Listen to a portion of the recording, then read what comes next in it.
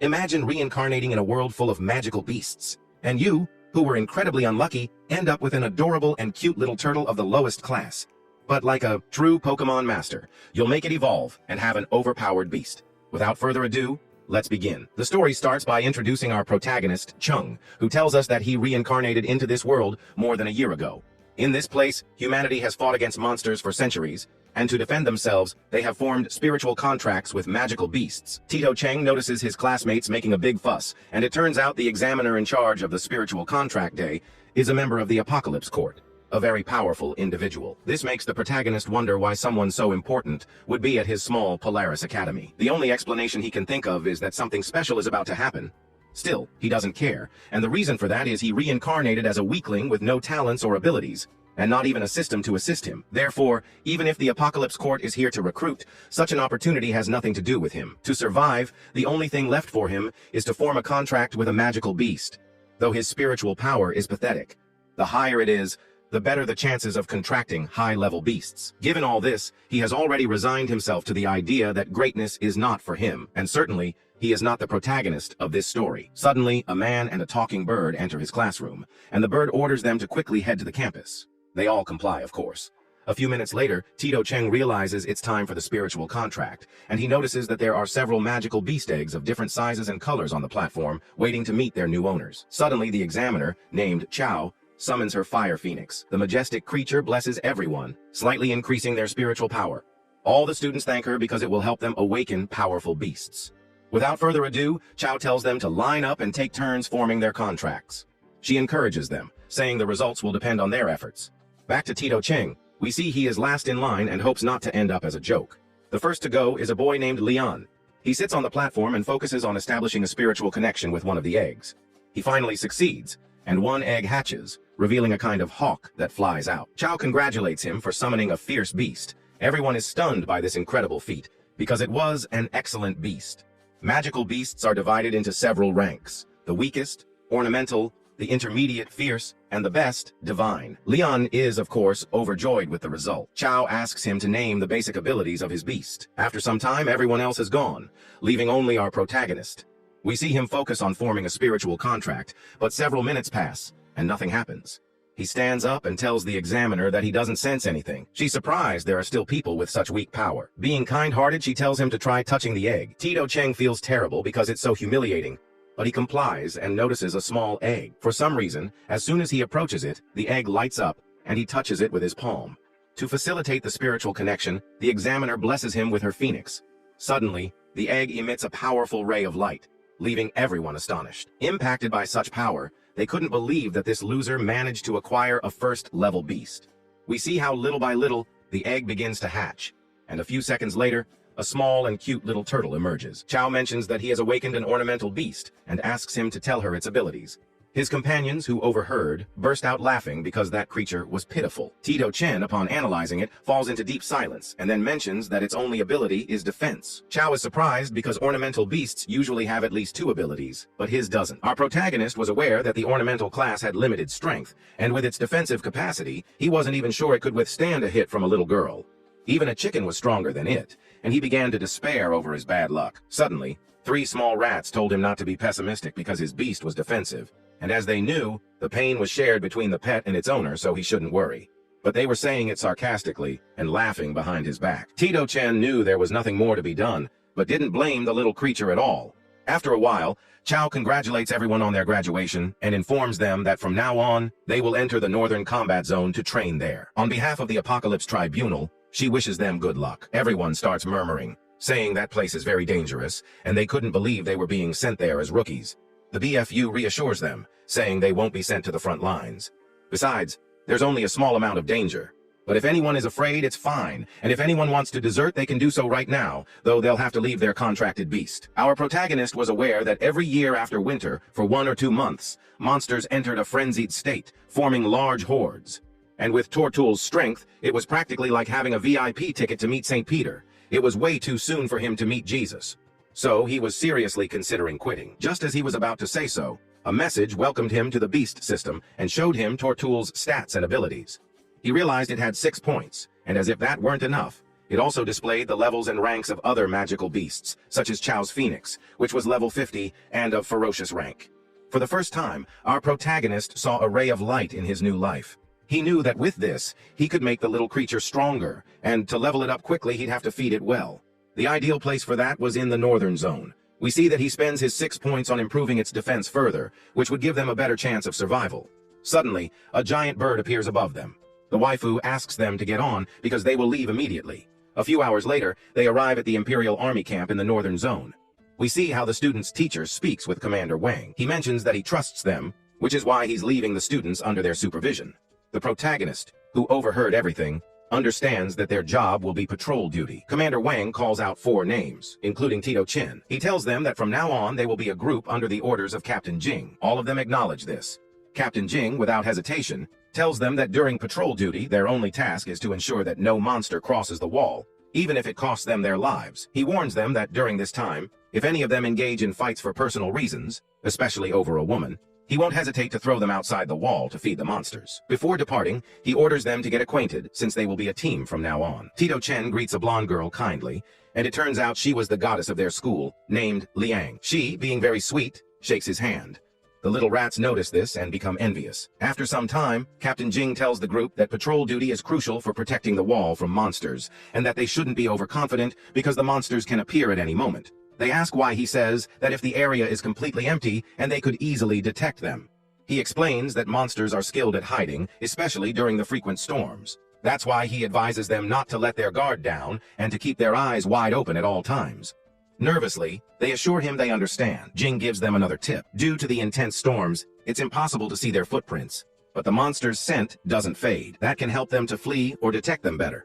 The protagonist notices that the captain has stopped, and as soon as he looks in his direction, he shouts that there's a monster. The others, scared, ask where. Leang quickly points with his finger and yells at them to be careful because it's a snow leopard.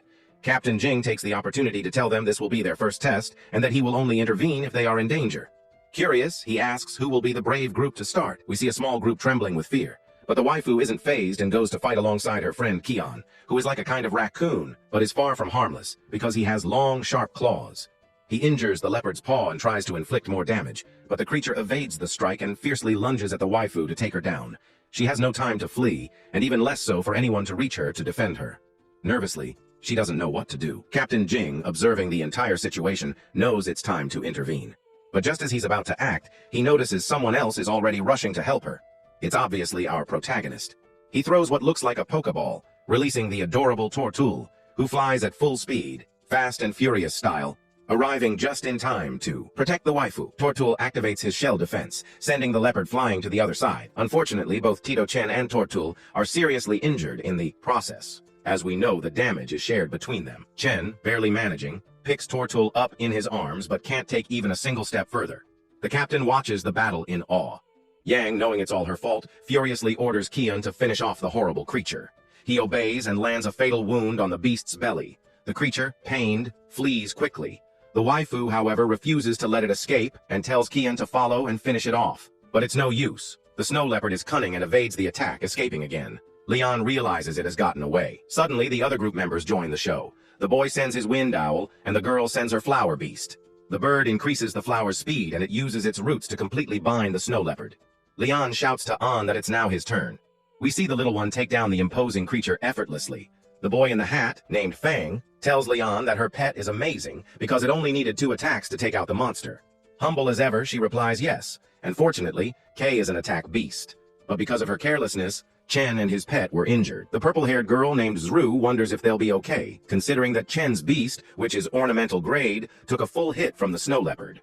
We see the waifu slowly approach our protagonist, helping him up and thanking him and his beast for saving her. Tito Chen, in pain, asks her to let him rest for a bit. She apologizes again, feeling it's all her fault.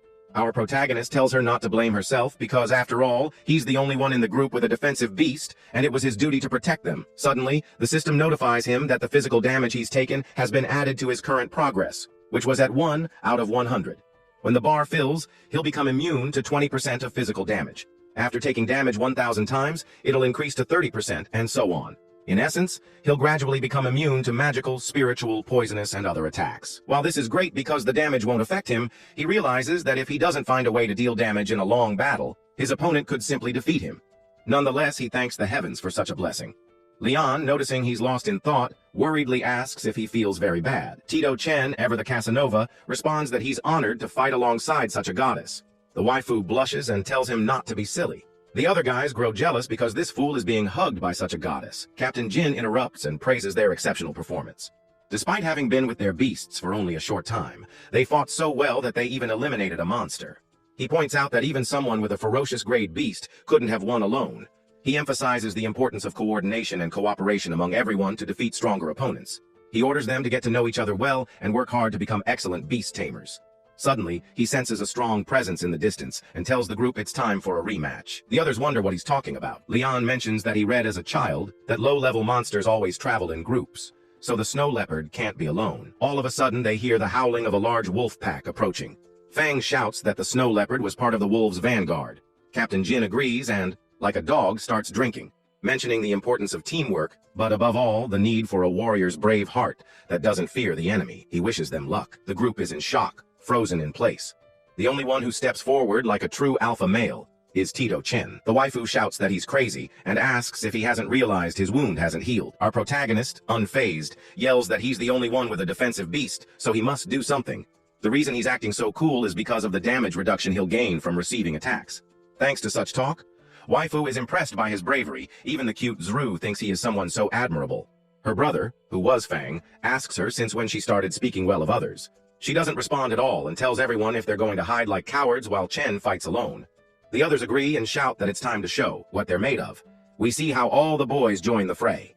Without further delay, the battle begins, and we see how Tito Chen uses the Tor Tool shield to block the wolves' attacks. Pang and Zru help him eliminate them with their pets. The others don't lag behind either. Chung was aware that the horde was dwindling, but there were still plenty left, and it wasn't time to rest. Leang takes him by the shoulder and tells him he has done enough, and to leave the rest to them. Our protagonist refuses, because if he keeps staying behind, how will he become stronger? She understood how he felt, and simply told him to go together. He says, "Cease us," and they fiercely charge at the beasts to deliver the final blow. 3 Doritos later, we see they managed to take down the pack.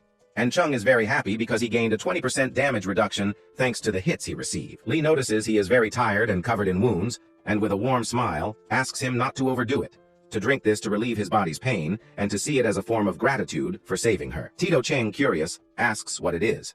Fang tells him he's stupid or what, that it's a very expensive potion, and that he should dedicate his life to her. His sister Refua yells at him to shut up and stop joking around. Chung thanks her for it and knows he needs to drink it, because otherwise he wouldn't be able to walk. Captain Jing congratulates them on their excellent work, and mentions that Liang will lead the patrol team. Fang asks if he won't be giving them orders anymore. Tito Jing says, "Cease us," but that he simply thinks it's better for them to have a leader among themselves. Suddenly, everyone hears a deafening roar.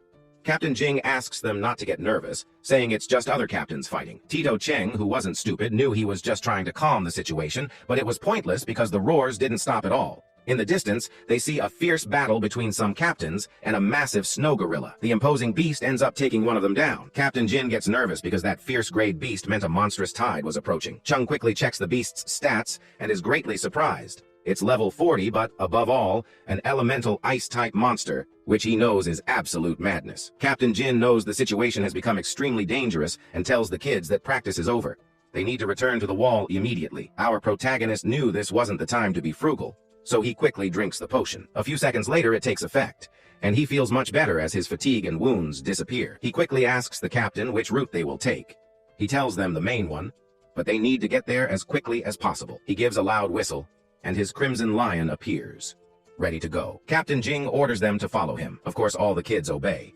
And as they run toward the wall, the system informs Cheng that he unlocked a new ability called Counter Barrier, which forces the target to attack the user, granting 70% protection against physical damage, and, if that weren't enough, it can return 50% of the target's attack. Chung knew this was fabulous because it not only provided protection but also damage, though it had a condition for use. Suddenly, some wolves block their path. The imposing crimson lion ferociously pounces on them. The captain tells the kids not to stop as his beast will handle them. Liang asks why the monsters are no longer hiding their presence. Chung mentions that, as the captain said, there's a powerful monster behind this, and even near the wall, the situation couldn't be good either. F tells them they still have time to get there because it's only been 20 minutes since the snow gorilla roared, and he doesn't think the entire monstrous tide is fully formed yet. So, they should take this opportunity to take shelter behind the wall. Captain Jin knows the kids are scared and reassures them, promising to protect them, but he's aware that this isn't a simple monstrous tide. Indeed, his intuition is correct, as a horde of insects is already attacking the wall, accompanied by a pack of wolves and snow leopards. All those monsters are heading toward the wall's entrance to break through and destroy the city. Returning to the kids, Leang asks the captain what they'll do now, since it would be impossible for them to get through all that. Captain Jin knows this is a complete disaster, but cannot show weakness to these kids. He toughens up and shouts that they shouldn't worry, as his lion's flames can handle several monsters, though it won't last long. That's why they need to act quickly, get to the gate, and follow him closely as he clears the way. We see how he gradually unleashes his forbidden moves, but there are too many monsters, and they begin to surround them. The kids know they can't leave everything to the captain, so they use their magical beasts to provide support. Together, they slowly carve out a safe path while fighting. Captain Jin, seeing the gate just a few meters ahead, shouts for them not to stop. But as all of this was happening, we see that the snow gorilla had already arrived. It grabbed two enormous rocks and hurled them at the gate to destroy it. The guards on top of the wall started attacking it, but it was useless. To the imposing creature, it felt like mere tickles. Unfortunately for the guards, Commander Wang finally made his entrance. Like a true warrior, he fiercely lunged at the imposing creature and effortlessly cut off one of its arms. However, that didn't matter, my king, because the snow gorilla was incredibly overpowered, regenerating its arm in just a few seconds. Suddenly, we see the group arriving with Captain Jin. The latter asked his lord why he came personally. Commander Wang ordered him to cut the chatter and mentioned that he had commanded the guards to launch some ropes. Jin's duty was to provide cover for the students so they could climb up the wall. Captain Jin replied that he understood and would not disappoint him. Without further ado, the students began climbing the wall little by little. Returning to the fight, we see the snow gorilla ready for action, preparing to take down Commander Wang for injuring it. But suddenly, Wang's magical beast joined the fray, a powerful white tiger. The feline delivered a massive punch straight to the face of the enormous primate, sending it flying. Tito Chen noticed that the commander's beast was stronger than the gorilla, because it surpassed it by 10 levels. And indeed, this was true, because the tiger was delivering a brutal beating to the snow gorilla. Meanwhile, we see that the students successfully climbed up the wall.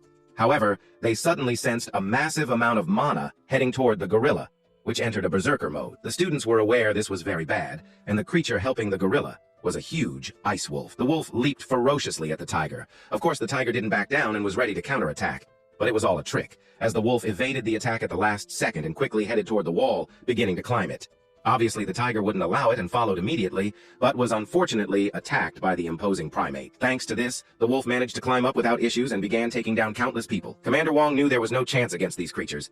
His duty was to protect the children. Returning to the students, we see Leon with teary eyes, telling our protagonist that they had to flee. Tito Chen knew this wasn't possible because if they tried, the wolf would attack them from behind. Someone had to distract it so the others could escape. Like a true alpha male, he shouted, "Come here, wolf!" and quickly activated his new skill, absolute defense. The ferocious creature couldn't tolerate such disrespect and went to devour him. But unfortunately for the wolf, it was struck and thrown to the side. Our protagonist wasn't unscathed. His companions were terrified to see him badly injured. Chen shouted at them to flee and not to worry, promising he would survive no matter the cost. Zru trusted him and told his brother and Along they had to leave so they wouldn't get in his way. The waifu obeyed, though her eyes were filled with worry. Returning to the wolf, we see it was paralyzed for 5 seconds thanks to the protagonist's ability.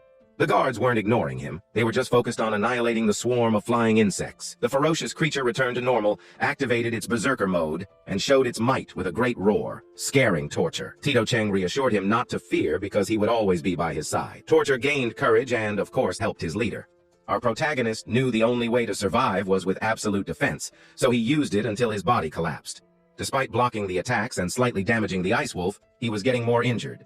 He managed to stand up quickly before the paralyzing effect ended. Returning to Commander Wang, we see his white tiger cornering the enormous primate, creating an opportunity for Wang to inflict fatal wounds on the ferocious creature. The feline didn't hold back either, unleashing a powerful ice beam. The monster screamed in unbearable pain, and Commander Wang, without the slightest hesitation, delivered the finishing blow. The guards, who had finished their fight, cheered, calling him the best. While the fool celebrated, our protagonist was being brutally beaten. The wolf noticed its companion had been taken down, which made it furious. The ice on its back started forming a kind of armor. Tired of the games, it was ready to devour its prey. Torture knew his master was exhausted and would not let anything harm him. Like a true warrior, he stood his ground, and indeed, he managed to knock the wolf against the wall with his powerful block. But unfortunately, neither he nor his master had any strength left to stand. Our protagonist knew they were done for. The wolf knew it too and lunged at them, ferociously to take him down. But to his bad luck, the cavalry arrives, and it was an old man, along with an imposing lion. lightning. He tells his companion to unleash the thunder tornado. The feline, of course, obeys, and with a simple strike, he takes down the puppy Tito. Chen is left stunned by such destructive power, although he was annoyed because it felt like a movie, and he almost ended up meeting St. Peter. The system informs him that he has a notification. Chen, who was utterly exhausted, decides not to read it and leaves it for later. A few minutes later, dawn finally breaks, and the old man notices that the monsters are finally retreating because their 2 war chiefs had fallen. However, something else caught his attention. It was the boy's beast. Despite being ornamental rank, it withstood the attacks of a ferocious rank monster, which means it is stronger than it seems, or unlocked a special ability through battle. Returning to Tito Chen, we see that the boys went to check on him. The brothers, extremely worried, hug him. All of them apologize for not being able to help him. Our protagonist asks them to calm down, saying he's fine, just very tired and slightly injured. Lee, very serious, mentions calling a doctor. The old man finally appears, revealing himself as a general named Chung. He tells Leon that it's unnecessary as he stands before the protagonist and looks at him intently for a few seconds. Without further ado, he hands him a potion, ordering him to drink it immediately to feel much better. Tito Chen thanks him wholeheartedly. His biggest fan, who was an expert in potions, tells him he is incredibly lucky, because it's the newest on the market and extremely expensive. His sister, tired of his rambling, hits him to make him stop talking. Chen drinks it completely and feels fabulous in just 5 seconds. Suddenly, General Chunan asks Chen if he would like to become a warrior to protect the northern walls. The guards, overhearing this, shout that he's incredibly lucky to receive a personal invitation from the general. His friends also tell him it's a unique opportunity. Our protagonist agrees but says he's not yet strong enough to defeat monsters, even if he has absolute defense. Respectfully, he declines the general's invitation for now. A bit annoyed, Chunan says that's fine and quickly leaves, visibly affected by being rejected. He begins taking down the remaining monsters to release his anger. Once calmer, he asks Lan about the extent of the monster tide damage. Lan mentions that compared to previous ones, it was relatively low, but without the young man and his spiritual turtle, there would have been many more losses. General Chunan agrees, saying the young man has promising talent. He even tried to recruit him into his troops, but the boy refused. Commander Wang mentions that he must be special to attract such attention. Chunan says that's obvious because, at first glance, anyone would think his turtle was decorative, but it withstood simultaneous attacks from an ice beast of ferocious rank. He sees another rising star, which is a good thing because, as they know, the frequency of monster tides has been increasing, and talented young warriors would be a great help. Returning to the brothers, they ask the protagonist how it's possible he rejected such a once-in-a-lifetime opportunity. Leang agrees because even his family holds great respect for General Chunan and thinks his decision was hasty, suggesting he still has time to change his mind.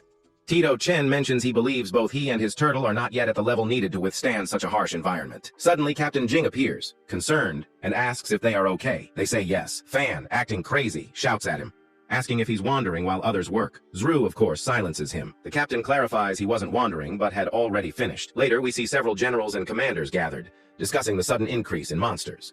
They are aware of their duty to prevent these creatures from breaching the walls, even if it costs their lives. Meanwhile, Commander Wang mentions that over 300 lives perished, fighting valiantly to keep the people behind the walls safe. He notices their nervousness and shouts that this is war, and if they're not ready for it, they better leave now and go find their mommy. Finally, they head back to the academy. While the protagonist boards the bird, he becomes aware that at first, he felt like a nobody and wasn't very interested in this world, but for some reason, he now feels the need to protect it. The following morning, we see him waking up with his adorable turtle and also having a breakfast of delicious instant noodles, which of course he loves because...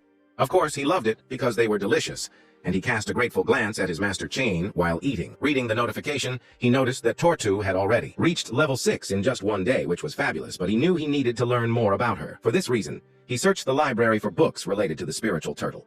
But since her level was very low, there was little information available. He soon realized that the best way to level up was by facing monsters or pets of the same or higher level. Tito Shen knew he had made a mistake by rejecting General Shunan's offer, because he could have learned a lot there. Suddenly, he noticed that Tor Tool took a sort of poster from the book, and upon reading it, he remarked that she was a genius. At nightfall, we see that Tito Shen was fully bundled up, and the reason for this was twofold. First, it was raining, and second, he was hiding Tor Tool because, in the city center, there were many pet thieves who sold them on the black market. The reason he went out at night was to visit the Adventurers Association, which was the ideal place to become stronger.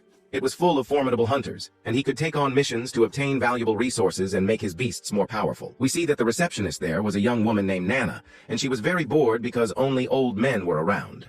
However, she was surprised to see our protagonist, as she could tell he was such a young boy. He mentioned that he wanted to join the association, and she said, "Of course," asking for his identification. She took it and started registering him in the system, but was surprised to see that his pet was very beautiful, despite being level 6 and ornamental class. The men in the place, upon hearing this, began to laugh because they thought it was pathetic. Our protagonist didn't care. Nana asked him to show his pet. Without hesitation, Shen revealed Tor Tool, and she quickly began evaluating her. Since Tor Tool was in good condition, Nana asked him to sign there, and as soon as he did, she mentioned that he was now a member of the association. She handed him his badge and said that his code name would be Frost Shadow, and he could use it to access the website. Finally, she mentioned that he could take missions on that panel, but he should keep in mind that he could only take ones at the same level as his magical beast. Tito Shen, happy, told Tor Tool that from today, they would both become very powerful. A hooded man whispered that this was very interesting. Where we left off in the previous chapter, Tito Chen joined the Adventurers Association, and the reason was to train Tor Tool. He quickly picked a mission like a true worker, which consisted of protecting his client and escorting them to their destination. The next morning, we see him waiting in the city square, where he discovered that his boss was Linda Langa. However, she didn't know he was the protagonist because he was disguised. For some reason, he decided to keep his identity hidden. When the two met, she asked him to wait a moment because her friend was coming. Tito Shen noticed an imposing woman approaching, exuding a powerful aura. Suddenly, she hugged Lee, and it turned out she was her friend named Link. She told Lee that she hadn't mentioned wanting to work alone. Gufu explained that she hadn't because she wasn't strong enough, which was why she hired a companion. Furious, Link shouted if he was reliable. Leon responded that he was, because he was from the Adventurers Association. Link complained, questioning whether he was strong enough for her. Leon, knowing she was very stubborn, said yes, and that she only wanted more security. Link eventually agreed, and asked what his code name was. Our protagonist mentioned it was Frost. Without further delay, she introduced herself, and commented that they were heading to the Northwest District. Tito Shen said he understood. After a while, we see that the guard watching the port let them through without issue because he was friends with Link. After walking for a while, Leon commented that their destination was the military camp at the edge of the forest. They agreed, and Link, curious, asked the protagonist how skilled he was. He didn't answer, instead mentioning that something was approaching. The Vifu also noticed it. Suddenly, a group of rats emerges from the ground. Ling, without hesitation, says that she will handle this, and we see how she summons her magical beast from a bracelet. Tito Zen knew that bracelet was very expensive, but great because it not only stored her pet, but also helped evolve and heal its wounds. He promises that in the future, he will have the beast. The Beast of Yu was a boxer kangaroo of fierce class and bronze level, and we see that it was very strong because with a single blow, it knocks down the rats literally. Ling, super proud of herself, yells to Leon, asking if she isn't trustworthy. Aifu answers yes, but asks her to stop acting like a child. Ling doesn't pay attention and tells the protagonist that it's good because he detected the monsters before her, although if she had detected them later, she would have defeated them. She tells her friend that with her, it's enough, and she's just wasting money. While they argue, Shen hears a loud noise in the distance. Ling also hears it, excited, and shouts for them to all go together to see it, running quickly towards it. Aifu knew that she was practically a child because she does whatever she wants. They finally arrive at the location and discover that the sound was from a group of blood moles eating a huge python. Although they were low level due to their yellow spots, Ling ignores the plan and rushes to fight. This of course puts Aifu at risk, and we see the imposing kangaroo start to beat up the moles. The monsters, frightened, begin to run away. Ling wouldn't allow that and starts chasing them to defeat them. Aifu mentions to the protagonist that they must catch up with her before she enters restricted territory, but it was too late because there was a warning posted on a tree. After a while, they end up losing Tito. Shen mentions to Aifu that the best option is to leave this zone because it's too dangerous, and they're not familiar with the area. He's sure Ling is fine because she's very strong. Leon refuses because she's very worried about her friend. Shen mentions that he understands her concern, but his job is to protect her and take her to her destination. She tells him she understands, but asks him not to call or send a message to inform her. However, when she looks at her phone, she realizes there's no signal and starts praying for such bad luck. While she walks, worried, we see Ling enjoying herself fighting and coming back with the boys. Just as they were about to leave, they are suddenly attacked by a huge snake. Tito Shen quickly summons Tor Tool and activates his absolute defense, barely managing to block the fierce creature's attack. As we all know, this ability deals 50% damage to the beast and paralyzes it for 5 seconds. The system notifies the protagonist that he has obtained 100 resistance to poison. Tito Shen knew that the venom was dangerous and shouts to Leon that they need to leave immediately, because if not, they will be in serious trouble, and the snake will poison them. She obeys, and they start running. But while running, she realizes it was Tor Tool, which meant that this boy was Shen. She wonders why he hides his identity, but knows he must have a good reason for it. A few minutes later, she asks him to wait a moment because she needs to rest. He says that's not possible because the snake will catch up with them, but he can try to merge with his pet and use its power to resist and run a little faster. She thanks him for the idea and quickly asks for strength from Kana. He of course agrees. They continue running towards the exit of the forest, but to their bad luck, they encounter the imposing snake again. The snake definitely wouldn't lose its delicious food. Shen, undeterred, faces the beast like a true alpha male and blocks its attack with his absolute defense. Unfortunately, the creature ends up poisoning Tor Tool. As they are one, he also gets poisoned. To make matters worse, an eagle also joins the fight. Shen knew that if they stayed there, they would be in serious trouble. So he grabs Ifu's hand and tries to flee as quickly as possible while running for their lives.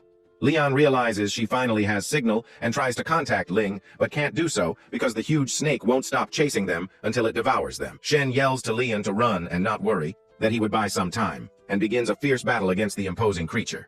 She, scared, yells for him to be careful, as the eagle also joins the fight. Fortunately, the protagonist manages to block the attack at the last second, and thanks to that, the bird falls to the ground due to the stun. Returning to Tito, we see he was applying the forbidden steps and giving the huge creature a tremendous beating until finally it couldn't get back up. Shen knew that at this rate he would fall, because Tor Tool couldn't take it anymore, just like him. But fortunately, Leang says she's done and will lend a hand. We see how she ferociously attacks the reptile and, with her claws, injures the creature's eye. Shen yells for Tor Tool to put up a shield to protect them from the venom. He obviously does what his boss commands. We see Leang take advantage of the fact that the snake was stunned, and with her lethal claws, she delivers the killing blow. In the process, our protagonist, exhausted, collapses on the ground and knows that he needs to stop the venom at any cost. Unfortunately, he has no antidote. However, blessed by Ifu, who was super nice, she gives him a potion. Shen thanks her from the bottom of his heart and takes it secretly so she won't recognize him. In a few seconds, his body already feels lighter. Leang sits beside him and asks why he hides his identity. Besides, with his strength, she's sure he'd make more money at the front lines than doing missions. Shen is surprised because he knew who she was, and says that, of course, how could he not recognize Tor Tool and her way of fighting? Our protagonist says he's fine and mentions that maybe he will consider the army in the future, but for now, he wants to explore the world and make some money. She tells him that's fabulous, and thanks him again for saving her. She also comments that if he sells the snake, he'll make a lot of money because luxury materials can be extracted from its body. He thanks for the information, and in his magic backpack, absorbs the enormous reptile. They suddenly sense a powerful aura approaching, and he thinks back to the previous chapter. We see that Chen was keeping the body of the enormous serpent in his dimensional bag because he would make a lot of money selling it. But suddenly, they sense a powerful aura approaching, and he thinks it's a fierce creature. But it was nothing like that. It was Ling with her angry kangaroo. Ifu, irritated, mentions that this time she almost died. Link, worried, asks what happened. I comments that suddenly an enormous serpent and an eagle attacked them, but fortunately they managed to defeat them. Leanda, hearing this, apologizes from the bottom of her heart and promises not to act alone anymore and prioritize her safety. Ifu mentions that she always says the same thing but never keeps her word. Link, with tears in her eyes, cries out that she swears, but please don't tell Shen anything.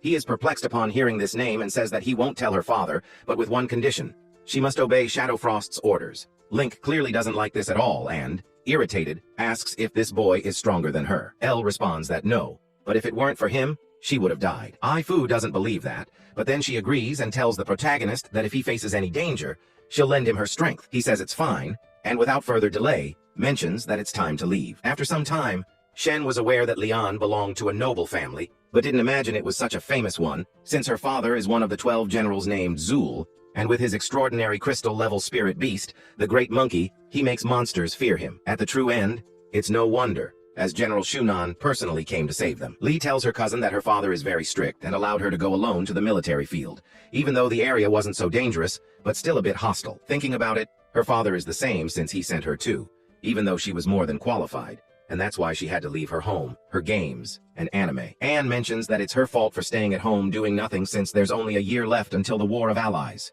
The biggest event that tests strength. That's why it's natural her father sent her on this mission to make her stronger. She says no because there's no real danger, so she won't improve. Ian says that's the case for her but not for Leon, so her father sent her abroad to prepare her, and here, when she joins the army it'll be easier. Returning to Shen, we see that the system informs him that he is still poisoned.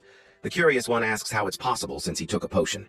It mentions that sometimes antidotes aren't effective. Shen knew this was very dangerous and needed to hurry to reach the field before it worsened. While they were walking calmly, Ling eliminated monsters with ease. After a few hours, they finally reached the destination. Our protagonist was impressed with the place, as it was as imposing as the Marala. A man tells him that he has a good eye and comments that the Alliance provides its best first-level equipment depending on the level of danger.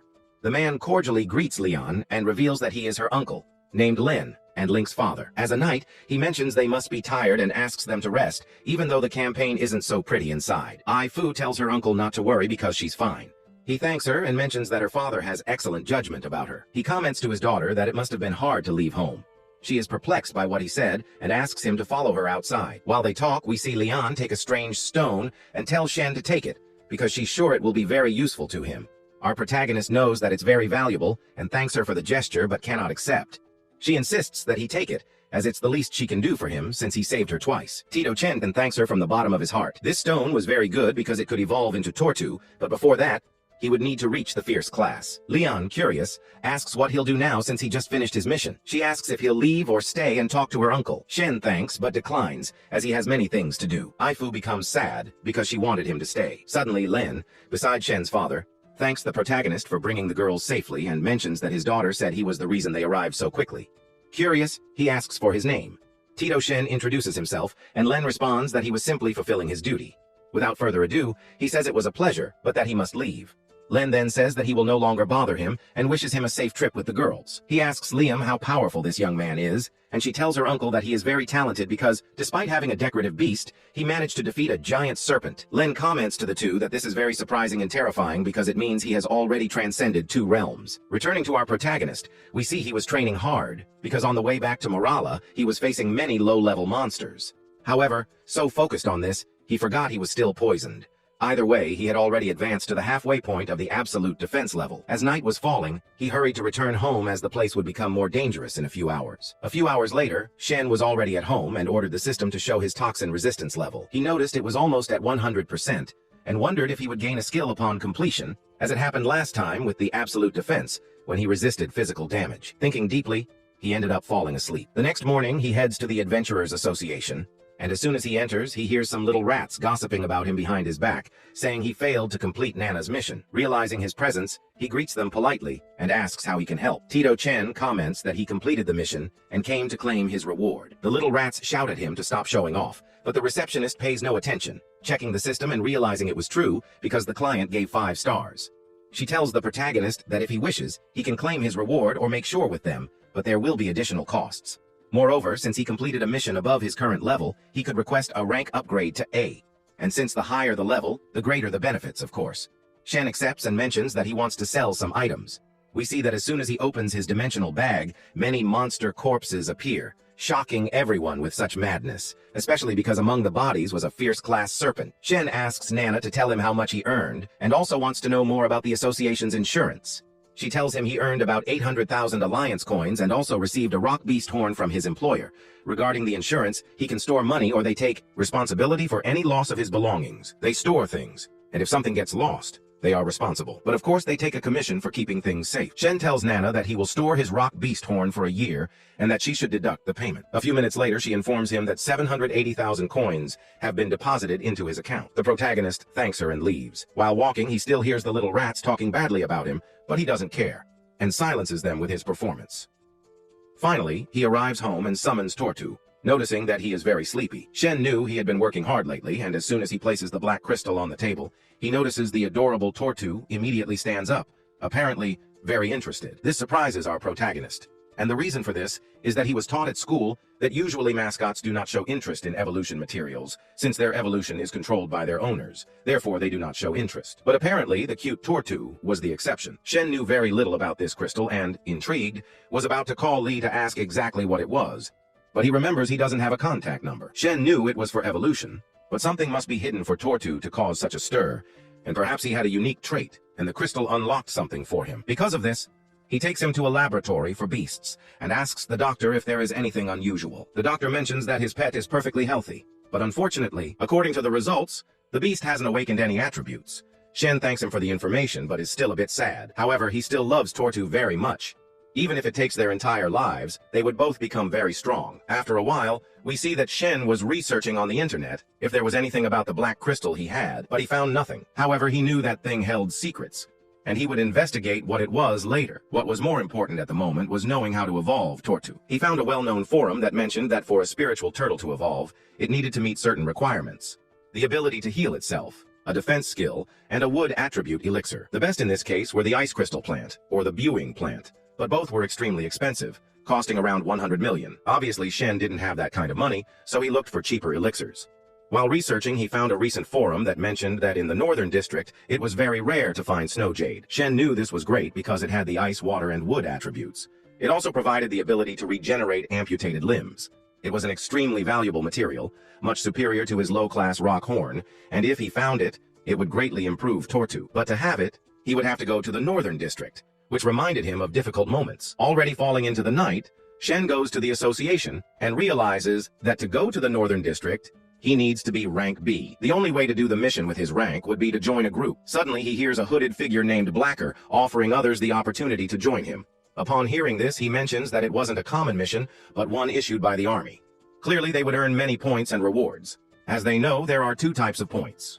Ordinary points, which are obtained from low-level commissions and can be used to buy common items, and association points, which are obtained from advanced commissions and can be used to buy rare and powerful items. The guys, already terrified, scream, asking if he is crazy or doesn't know that in the Northern District there are monstrous seas, and they leave angrily at such a foolish offer. Blackhod tries to convince someone to join him but walks away. Shen notices this and follows him. He was going to ask to join, but when noticing his presence, Blackhod gets irritated, stops, and screams, asking why he's following him. Our protagonist, without hesitation, mentions that he wants to join the group. He responds, saying that he's just a novice, and Tito Chen, not intimidated, shouts that he should prove his strength. Blackhod agrees, but to join he must withstand 3 of his strikes, and summons his magical beast, a fire monkey named Dom Teet. Shen realizes that he is from the fierce class and level 35, and without delay, summons Tor Tool. The guy starts laughing when he sees him, asking why he wants to join him if he will end up getting hurt. As everyone knows, Tito Shen doesn't get intimidated, and shouts that if he's afraid, he isn't. This infuriates Blackhod, who orders Donkey to attack. We see the huge fire monkey fiercely advancing towards him, but Tito Chen blocks it with his absolute defense, although he is surprised that he wasn't stunned. Blackhod orders Don to retreat, and tells Shen that he doesn't know how his beast managed to withstand it, but he realizes he has some skills. However, he thinks it's best to end this once and for all and orders Dom to show what he's capable of. We see the huge primate disappear instantly from the protagonist's sight, and when he realizes it, the monkey is by his side. Shen barely manages to block, but in the process, his shield breaks, although he wasn't touched, which validates his block. Blackhod recognizes that his defense is very good, but still needs to withstand the last attack. He tells Don that it's time to show his most powerful attack. Shen, quickly, along with Tor Tool, assumes a defensive position, and we see the imposing primate running fiercely towards them while his hand exudes a powerful fire attack. The young men, like true warriors, prepare to resist, but the attack is so strong that an enormous explosion occurs. Some police officers notice and prepare to go there to stop the ruffians.